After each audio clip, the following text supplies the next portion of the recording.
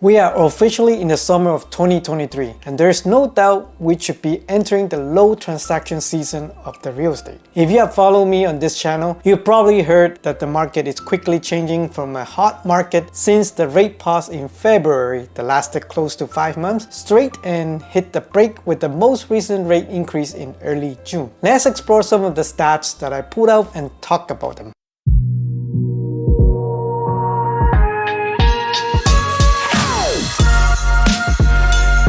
Hi, welcome back to AV Team Real Estate Channel. I'm Antonio, a local real estate agent in the GTA. I know everyone is in the summer holiday mood already, but maybe this is the relaxing time if you happen to be looking for deals. The market have shifted quickly now that we just had the most recent rate increase in June, and some people are already speculating about another small increase in July that could calm the market even more. In my opinion, this is a slight window of opportunity if you happen to be a buyer in this market, where most buyers are away from this lower season of the year. To back it up with the past 5 years of sales activities and to prove it from the data given, the sales in 2019, which is somewhat normal year, start the year with slower sales activities and pick up during the high season in spring around April, a slight dip during the summer, pick up again in the fall during September, and slow down in November and December during Christmas time. This is pretty much the same pattern as the seasonality of the year, where usually the most sale happen during the spring and then the fall. You may notice the abnormal year in purple in 2020 when the pandemic happened, and we saw the biggest dip in April due to the lockdown. After that, we had the weirdest summer when sales were trending up as opposed to being down since everyone was trapped in the city instead of going on vacation. But other than that, we typically see the slow season during the summer and then the winter. Let's use the past sales data since April as a comparison to June on the 25th as of the recording of this video. So do expect that this number can be a little higher since there is about a week left in the month. The 5 regions that I will be covering in the Greater Toronto area, Toronto, York, Peel, Durham, and Houghton, are listed in this chart. In short, since February, the sales have been trending up every month. Since April at 2,909 sales,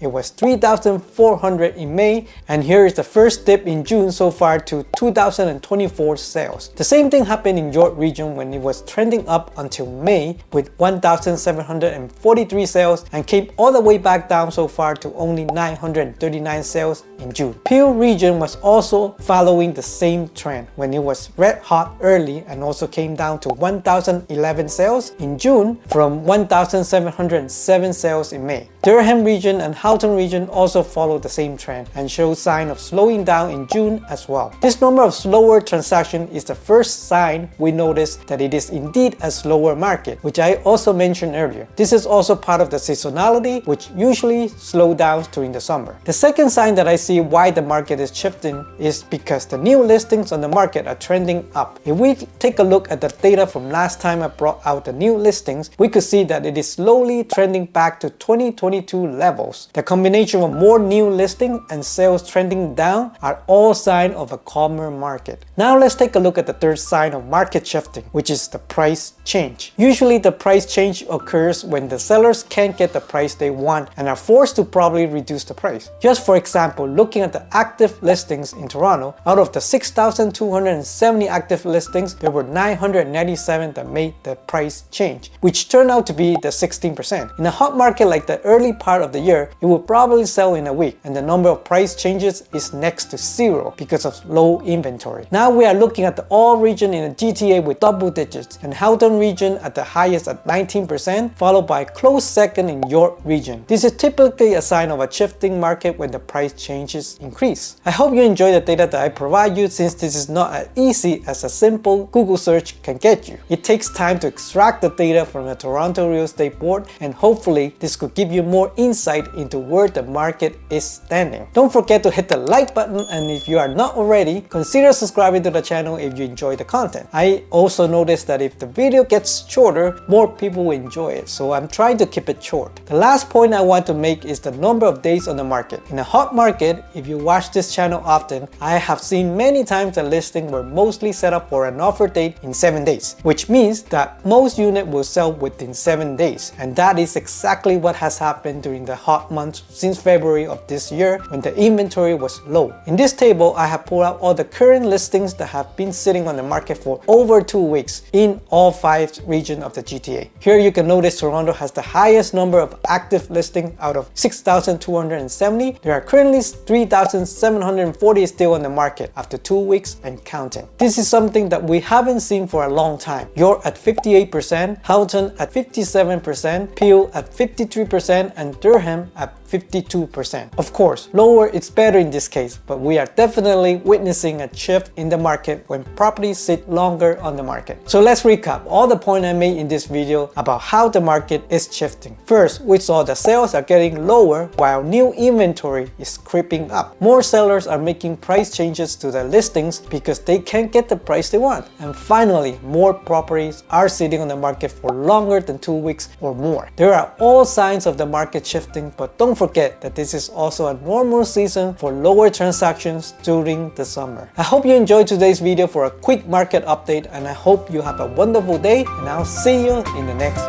video. Bye.